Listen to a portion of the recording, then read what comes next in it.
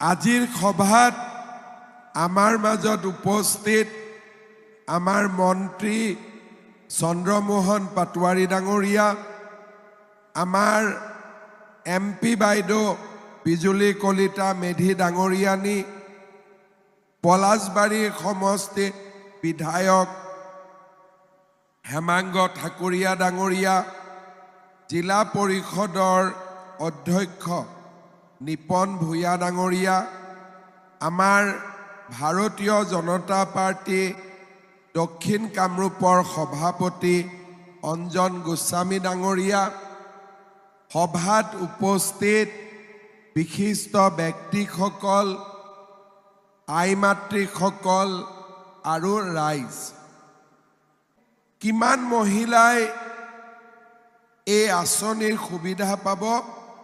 ৩৬,০৫১ গৰাকী মহিলাই আজি আমাৰ মহিলা উদ্যমিতা অভিযানৰ সুবিধা পাব।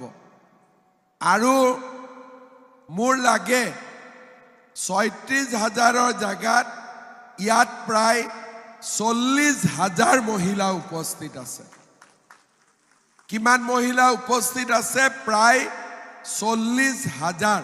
যে উদ্দীপনা, কিমান মহিলাই এই আঁচনি লাভ কৰিব? ৩২ লাখ মহিলা।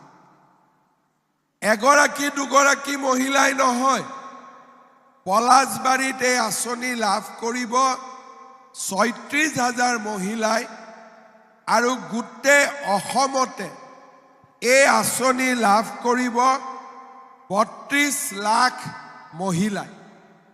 আজিৰ সভাখন মোৰ ৭২ নম্বৰ সভা, অৰ্থাৎ এতিয়ালৈকে মই এনেকৈ ৭২খন সভা সম্বোধন কৰিলোঁ, আৰু আমাৰ মন্ত্ৰীসকলে লগ লাগি ইতিমধ্যেই ৮৪খন সভা আমি সম্পূৰ্ণ কৰিলোঁ।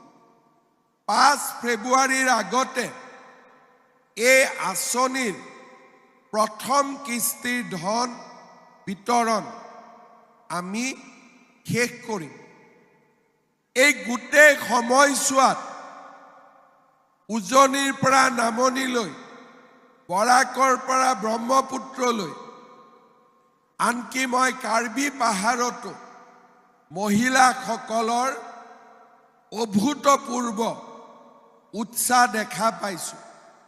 গাড়ী নিজে ঠিক কৰিছে, নিজে আহিছে, আৰু নিজেই সুন্দৰ কৰি চেক লৈ ঘৰলৈকে গৈছে।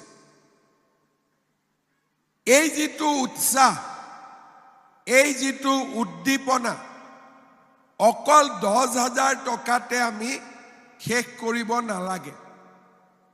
আমাৰ লক্ষ্য হ'ব লাগে যে আমি কেনেকৈ পৰিয়ালটোৰ অৰ্থনীতিত বা আমাৰ ঘৰখনক আগবঢ়াই নিয়াত আমিও কেনেকৈ সহায় কৰিব পাৰোঁ।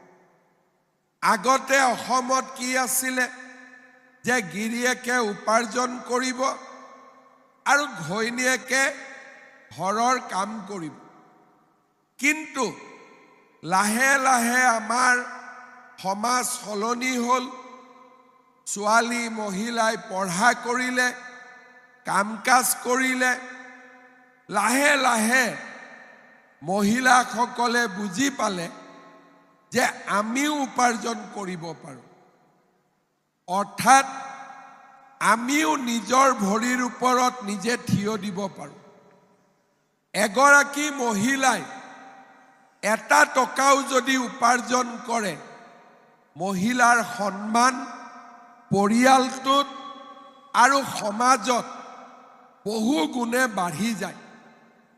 আপোনালোকে চাব, যেতিয়াৰ পৰাই আত্মসহায়ক গোটবোৰ গঠন হ'ল, মহিলাসকলে মিটিঙত যোৱা আৰম্ভ কৰিলে, বেংকত যোৱা আৰম্ভ কৰিলে, লাহে লাহে কাম কাজ হাতত ল'লে, আজিকালি মহিলা শক্তি বা মহিলাৰ অধিকাৰ বা মহিলাৰ নিজৰ ভৰিৰ ওপৰত নিজে থিয় দিয়া এই যিটো ব্যৱস্থা ই আমাৰ সমাজত সাংঘাতিক ধৰণে মানসিকতাত পৰিৱৰ্তন কৰিছে।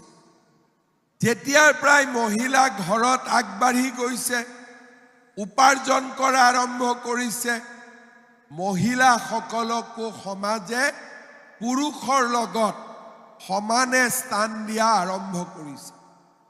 আগতে মানুহে কৈছিল যে মহিলাক অধিকাৰ লাগে, এতিয়া মহিলাই নিজৰ অধিকাৰ নিজেই কাঢ়ি লৈছে, কোনেও দিবলগীয়া হোৱা নাই।